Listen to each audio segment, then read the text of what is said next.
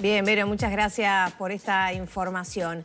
Le damos la bienvenida al ministro de Trabajo y Seguridad Social, Pablo Mieres. Hay muchos temas para conversar en esta mesa. En abril bajó la cantidad de personas que están en seguro de paro, pero también aumentaron los despidos. Hoy hay una reunión muy importante con representantes de la Caja Profesional en el marco de la reforma que precisa esta organización para poder subsistir. Hay otros conflictos que están también evolucionando. De todo esto hablaremos con Mieres. Bienvenido. ¿Qué tal? Un gusto, encantado. Si le parece, comenzamos por la reunión que tiene hoy con la... Solo un detalle sobre el tema de los seguros de paro. Aumentó la proporción de despidos, lo que pasa es que también lo que bajó fue la cantidad de trabajadores en seguro de paro. Entonces, en realidad, cuando uno mira la historia anterior, antes del COVID, el porcentaje de trabajadores por despido siempre fue más alto. Lo que pasa es que en la medida que hubo una ola de situación de crisis en el empleo, había disminuido proporcionalmente, pero en términos de la proporción actual se está normalizando. Entonces sí, se incrementa proporcionalmente en un contexto de que disminuye el total. Es importante aclararlo porque no arranquemos es que... por ahí entonces. Sí. ¿Estamos entonces parejo a niveles de cuándo? ¿Prepandemia? Bastante antes de la prepandemia. 44.000 trabajadores en seguro de paro, que es lo que dio abril de este año, es el promedio del 2015 al 2019. Y si dejás de lado los 9.000 que están en seguro de paro parcial, que son gente que está trabajando, y entonces te quedan 35, para encontrar 35.000 en el seguro de paro total, hay que ir atrás del 2014. O sea, los números son muy buenos, están en línea con lo que ha significado la caída de la tasa de desempleo, que está en el 7,5%, y es claro que hay un incremento de la actividad laboral. A ver, pero más de la mitad de quienes terminan el seguro de paro es por causal de despido, claro, o sea, porque se quedan sin trabajo. Lo que se va disminuyendo más es la cantidad de trabajadores que estuvieron por razones, por suspensión, por un tiempo, digamos así. Entonces, esos vuelven, pero los que van por despido van terminando su causal y por lo tanto salen del seguro de paro por despido e ingresan otros por despido en una proporción más parecida a la que teníamos en los años... O sea, abril, 7,6% están en seguro. En abril tenemos en seguro de paro 44.000 trabajadores y la tasa de desempleo, que eso implica no solo los del seguro de paro, pero el seguro de paro son los trabajadores privados formales. La tasa de desempleo mide todo, mide formales e informales y de distintas características. Esa es de 7,6 en marzo, 7,7 creo que era, promedio 7,5 desde octubre del año pasado a marzo de este año. Es una tasa de desempleo mucho más baja que la que teníamos en el 19. En el 19 la tasa de desempleo era 8,9. Ahora estamos en 7,5. Ahora, lo que consultaba Lore es qué cantidad de personas están en ese seguro y cuántas salen por despido y cuántas permanecen. Eso es lo que va a pasar. A ver, que permanecen no, pues en algún momento salen todos, pero van entrando a su puesto, claro, en la medida que baja la cantidad que entra o que sale, las dos cosas, las que entran y las que salen, aumenta la proporción de las personas que entran por despido. Lo cual es lo normal porque en tiempos previos a la pandemia tú tenías una proporción de 2/3 a 1/3. O sea, 2/3 de trabajadores que estaban en seguro de paro en el año 2015, 2016, 2017 era por despido. Hoy ese número está en el orden del 58%. O sea, todavía está por debajo. ¿Por qué? Porque hubo un incremento de trabajadores en seguro de paro por causales que fueron más que nada vinculadas a la coyuntura de la pandemia. Estamos en un tema estructural, ¿no? De problemas de empleo. ¿Qué instrumentos se están abordando? Bueno, se hablaba de facilitación de aportes, primero para los jóvenes, para mayores, ahora también se suma una franja intermedia. Prácticamente todas las edades están cubiertas. En este momento, con el anuncio de este decreto que va a regir a partir de julio para que los empleadores que contraten trabajadores entre 30 y 44 años tengan también un subsidio, tienen que ser desocupados, ¿no? O sea, tienen que tener una característica que es que haber tenido 6 meses de desempleo previo al momento en que es contratado. Si a eso se agrega la ley que está vigente y que está permanente, esto va a ser solo por por 4 meses, el rango de 30 a 44. Pero los menores de 30 y los mayores de 45 están, y las personas con discapacidad, y en todos esos casos las mujeres con un subsidio mayor, existe un subsidio permanente que está por ley y que lo que busca es compensar. No, esos son bastante más importantes, depende del programa. Tú tenés subsidios que están en el orden de 7, 8, 9. Dependiendo de la franja y del programa, claro.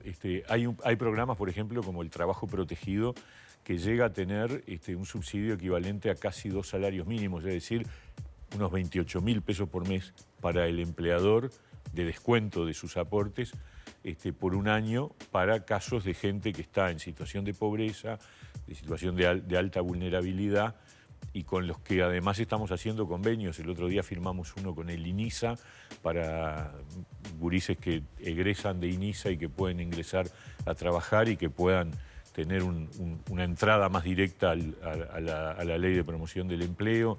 También lo tuvimos con el MIDES, con la Junta Nacional de Drogas para el caso de los adictos. El beneficio de los 5.000 pesos es para este decreto puntual transitorio. Y que dura 4 meses y que es justamente para un sector de población que no está alcanzado por la Ley de Promoción del Empleo, porque es gente que tiene en general un nivel de empleo mucho más consistente, ¿no? ¿Para eso se traduce en la respuesta de las empresas? ¿Ustedes lo analizan como positivo?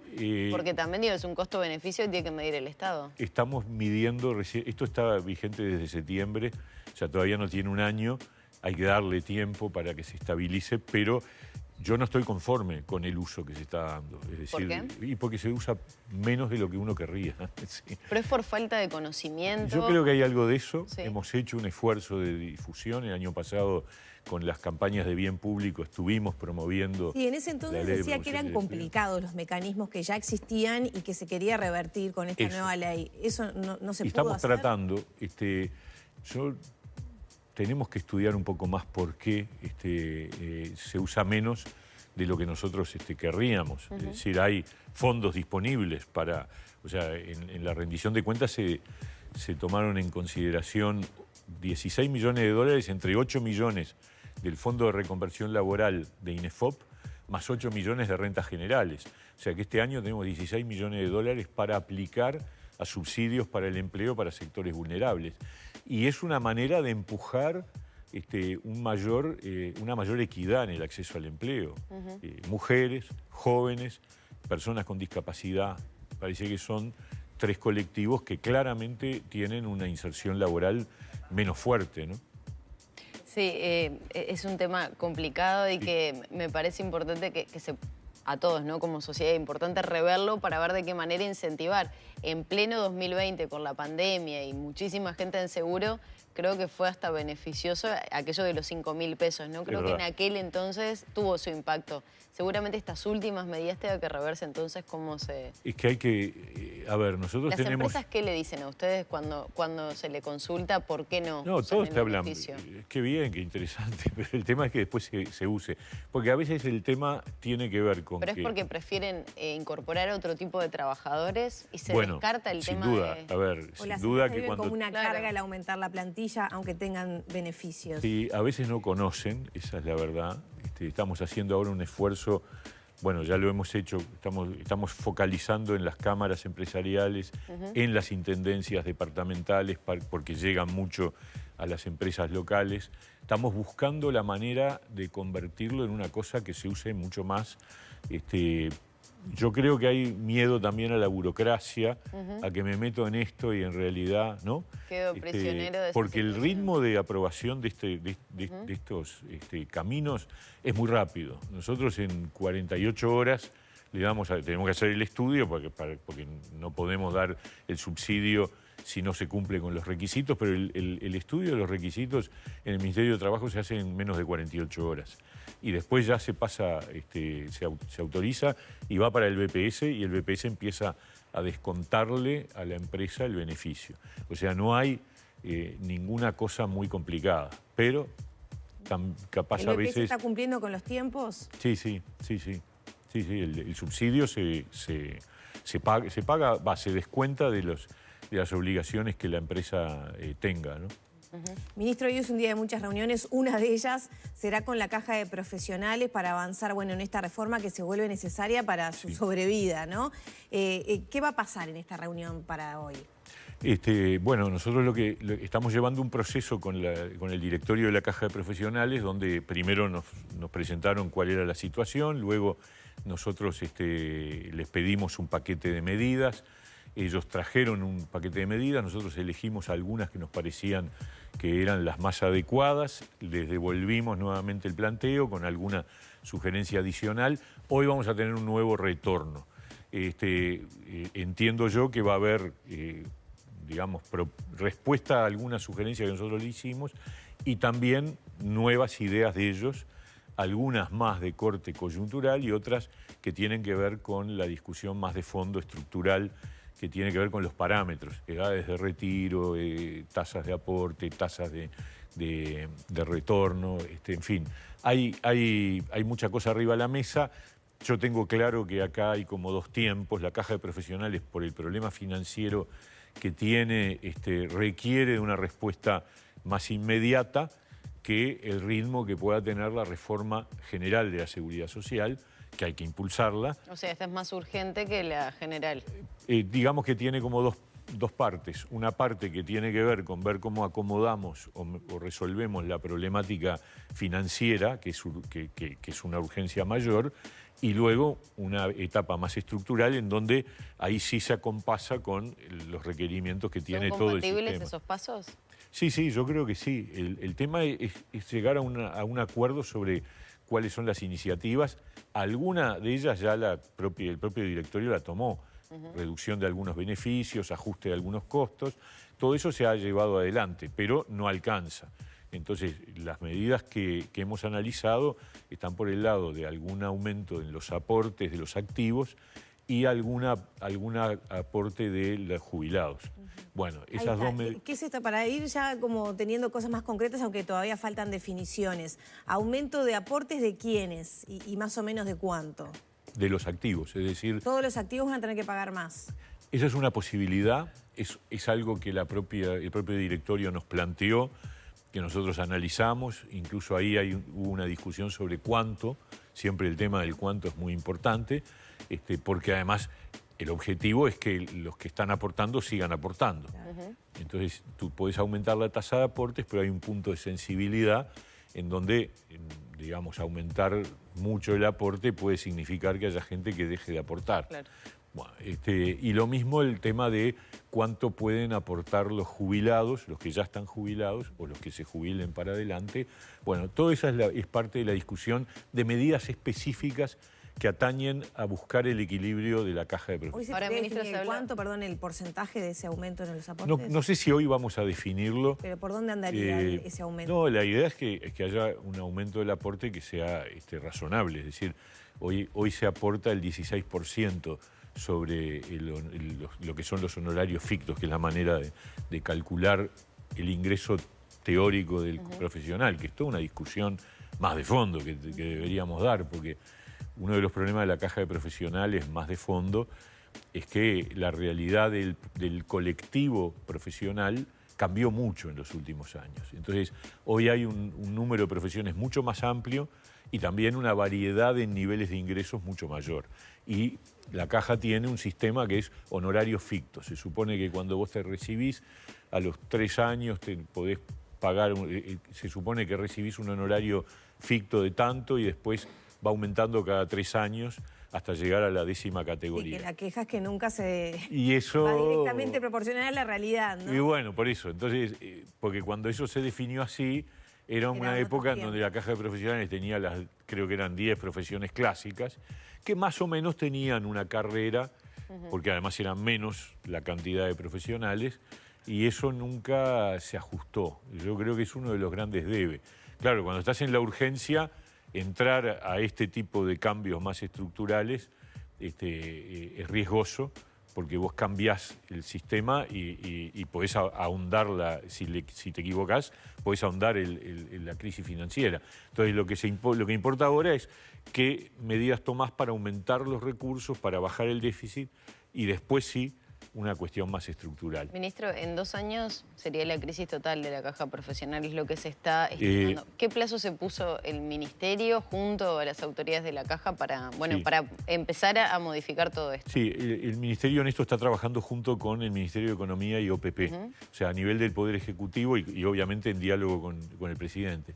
Pero la idea es, en el correr de estos meses próximos vamos a tener que mandar un proyecto de ley al Parlamento con las modificaciones que tengan que hacerse para el caso de la caja de profesionales. Hay que ver, según el ritmo que tengamos con el tema macro, si esto es un capítulo de la ley de reforma de la Seguridad Social o si esta es una ley específica y luego va la ley más general de reforma de la Seguridad Social. ¿Evalúan aportes, digamos, del Estado para la caja profesionales? Bueno, esa es una situación que no debería ocurrir.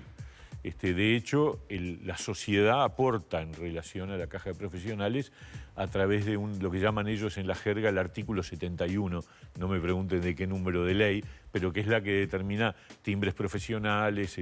Bueno, ese es un aporte de la sociedad que en realidad paga por algunos servicios profesionales, aparte de los honorarios que le paga el profesional, y que van directo a sustentar la caja. Entonces, ese camino es un camino que hay que evaluarlo con mucho cuidado porque no hay que olvidarse que la caja es un instituto de la Seguridad Social exclusivo de un colectivo. Y bueno, debería tener su autosuficiencia, ¿no? Ministro, rapidito, pues ya nos tenemos que despedir. Les voy a pasar un aviso. Mañana, o ahora si quieren, mañana presentamos el Sistema de Información del Mercado Laboral, que es un proyecto acordado con la OIT, que yo creo que es muy valioso, muy importante, porque lo que va a hacer es establecer la coordinación de todas las bases de datos sobre empleo, trabajo y todo lo vinculado a la actividad laboral a lo largo y ancho del Estado, para congregarlo en un solo ámbito, más todas las informaciones y la base de datos de las universidades, de las organizaciones sociales, de las cámaras empresariales, del PIT-CNT, para armar un sistema que permita tener digamos, un seguimiento y una información permanente sobre la evolución del mercado y sobre las tendencias del futuro. Bien. Presentamos mañana a las 12. Buenísimo. Le quería preguntar por la situación del Supergas y sobre todo de Riogas puntualmente, con estas jornadas de mucho frío, de descenso de la temperatura. ¿Qué información se tiene y si puede haber faltante de Supergas? ¿Qué evaluación está haciendo el Ministerio?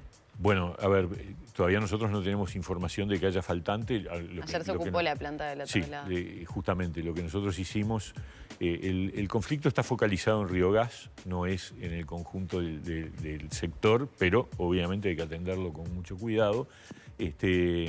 Lo que se hizo ayer fue solicitar la desocupación, o sea, permitir que los trabajadores que quisieran trabajar lo hicieran, y se convocó una reunión para hoy a las 11 de la mañana en el Ministerio.